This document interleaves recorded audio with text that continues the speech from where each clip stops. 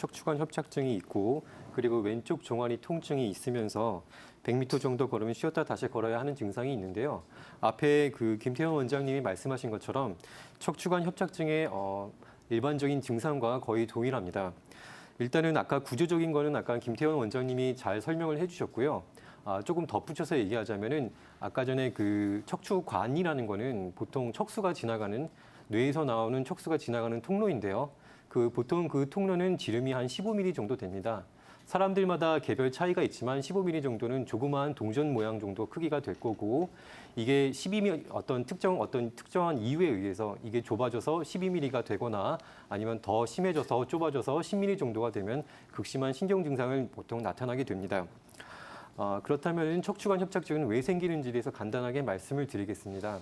척추관 협착증이 생기는 가장 큰 이유는 퇴행성 변화입니다. 일단은 척추가 오랫동안 살다 보면은 압력이나 아니면 부식되거나 그 척추뼈하고 척추뼈 사이에 있는 디스크가 좀 마모가 되면서 그 디스크의 상하 길이가 좀 얇아지게 되어 있고 그럼으로 인해서 그 주변에 있는 인대하고 뼈하고 근육들이 약화돼서 척추관 안쪽으로 말려들면서 신경을 건들게 됩니다. 또한 오랫동안 이 세월 동안 척추를 중력을 지탱하기 위해서 뒤에 골국이라는 게 생기게 되는데요. 예를 들면 석회동굴에서 종유석이 생기는 것처럼 삐죽삐죽하게 좀 튀어나온다고 생각하시면 됩니다. 그게 척수를 누르게 되면은 신경 증상이 나타나게 되는 거고 그로 인해서 이제 하지 쪽에 통증이 느끼거나 아니면 감각 이상을 느끼게 되는 것입니다. 그렇다면은 아까 전에 말씀드렸던 것처럼 척추관 협착증은 어떤 사람들이 많이 가지고 있는지 말씀을 드리겠습니다. 척추관 협착증은 2014년도에 조사한 바로는 60대 이상의 환자분들이 거의 77.5%를 차지하고 있습니다.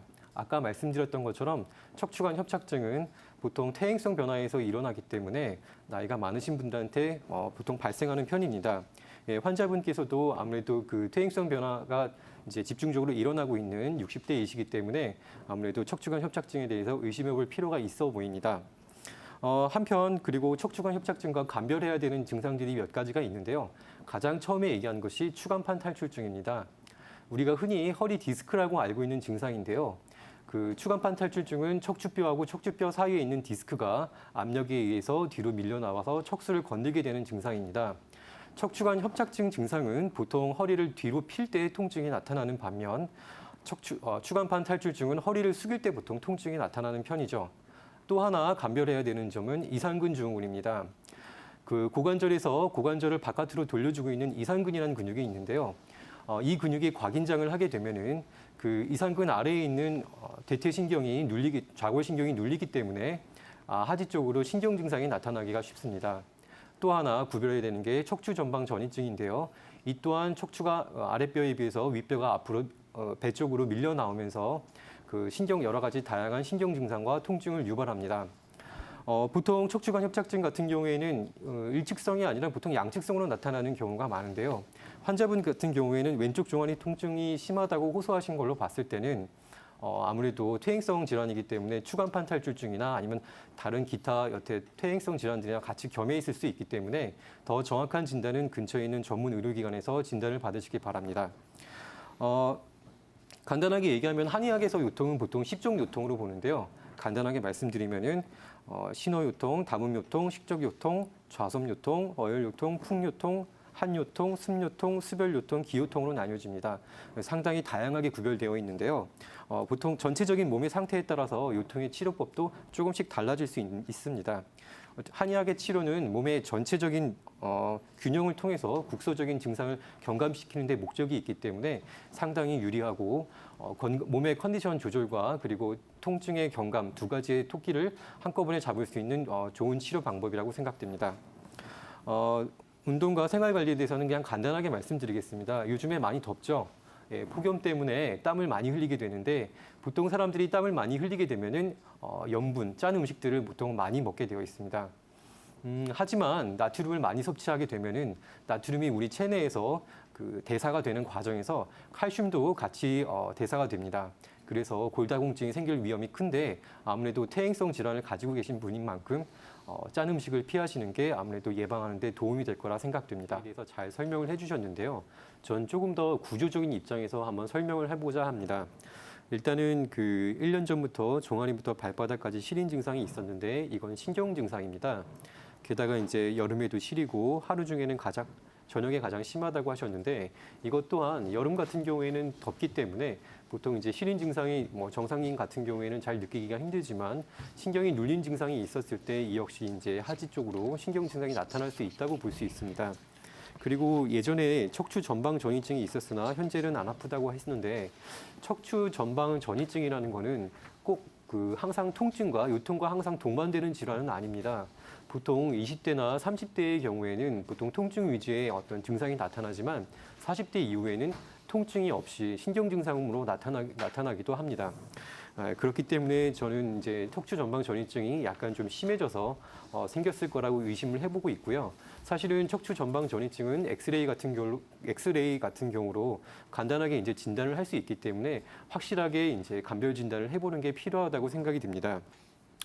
척추 전방 전이증에 대해서 이제 간단하게 설명을 드리면은 척추가 아랫뼈에 비해서 윗뼈가 앞으로 좀 밀려난 상태를 밀려나서 생기는 증상을 척추 전방 전이증이라고 얘기를 하는데요.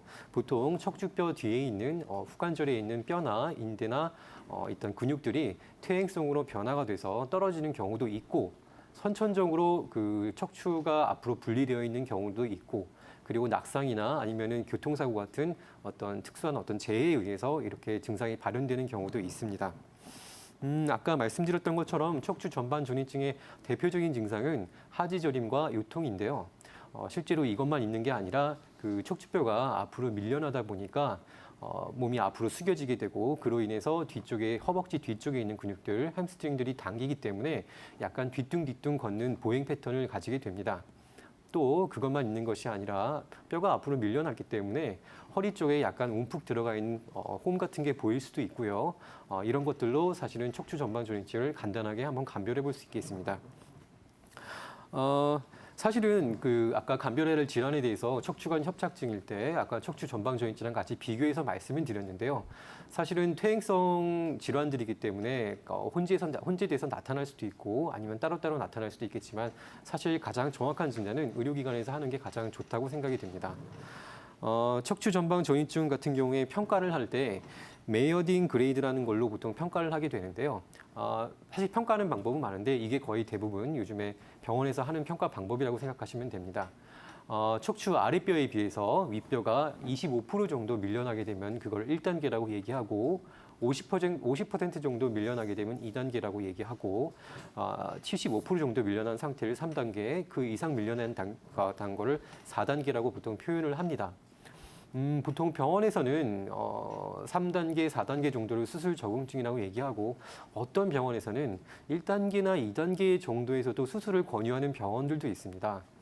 하지만 한의학적 치료로 척추 전방 전이증 같은 경우에 1단계나 2단계 같은 경우에는 꽤 높은 치료율을 보이고 있고 수술을 하게 된다면 결국은 그 앞으로 밀려난 뼈를 뒤로 스프링이나 이런 것들로 고정을 시키는 수술이 되는데 그런 경우에는 오히려 좀 척추 주변 근육들이 이제 수술 중에 좀 손상이 될 수 있기 때문에 아무래도 대부분 이제 수술보다는 1단계 가벼운 단계 그리고 수술을 원하지 않는 사람들은 가까운 한의원이나 아니면 한방병원에서 치료받는 게 좋다고 생각이 됩니다. 침 같은 경우에는 보통 요통의 주요 혈자리로는 이제 신수, 기의, 대장수, 관원수, 환도, 위중, 족삼리 같은 게 이제 활용이 되고요. 물론 이 혈자리에 전침을 걸면은 조금 더 효과적으로 치료를 할 수 있다고 생각이 됩니다. 한편 한약 치료 같은 경우에는 이제 한의학에서는 보통 신주골이라는 얘기가 있습니다. 신장이 골을 주관한다는 말인데요. 여기서 말하는 한의학에서의 신장이랑 우리가 알고 있는 서양의학에서의 신장은 조금 다릅니다. 관점과 어떤 기능에 대해서 좀 다른데요. 우리 한의학에서 이야기하는 신장 같은 경우에는 선천적으로 우리가 가지고 있는 정기, 그걸 이제 활용하는 그런 장기라고 보통 우리는 보통 이야기를 설명을 하고 있습니다.